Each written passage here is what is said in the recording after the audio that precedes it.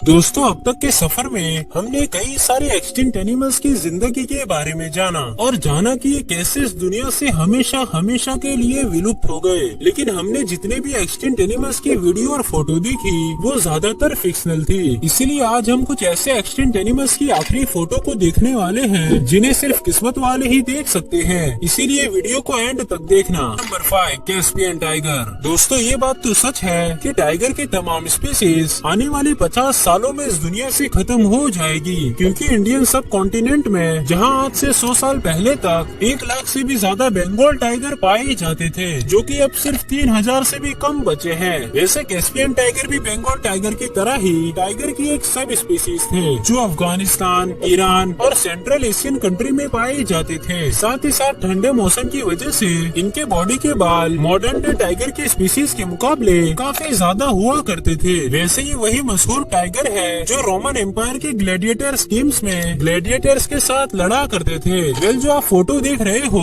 ये इस दुनिया के कुछ लास्ट कैस्पियन टाइगर की है, जिन्हें इनकी स्किन के लिए हर देश में हंट करके और जहर देकर मारा जा रहा था। और तकरीबन इस दुनिया के लास्ट कैस्पियन टाइगर को 1950 में हंट करके मार दिया गया। और इस वक्त जो आप वीडियो देख रहे हो ये जर्मनी के एक जू में मौजूद सुरैया नामी कैस्पियन टाइगर की है, जो 1960 तक इस दुनिया में जिंदा रही थी और इसको अपने स्पीसीज का लास्ट मेंबर भी बताया जाता है। वैसे इन्हें भी 2003 में ऑफिशियली एक्सटिंक्ट डिक्लेयर कर दिया गया।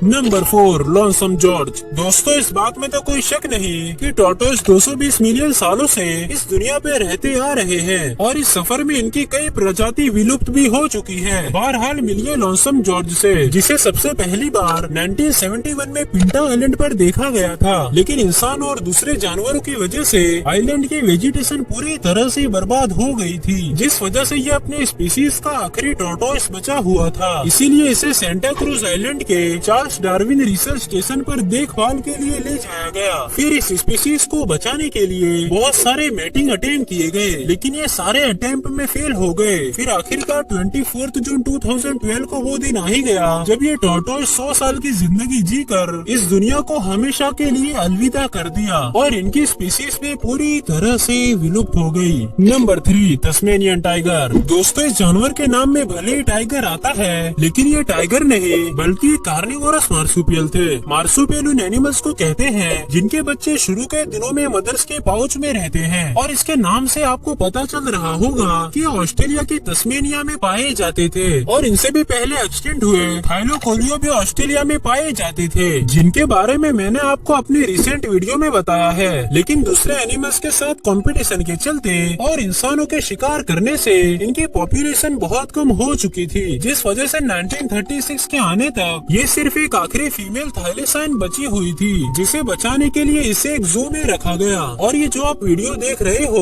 वो उसी फीमेल थाइलोसाइन की है। लेकिन फिर कुछ महीनों बाद पुअर ट्रीटमेंट की वजह से इसने इस दुनिया को अलविदा कर दिया और 1986 तक इसे भी ऑफिशियली एक्सटिंक्ट डिक्लेयर कर दिया गया।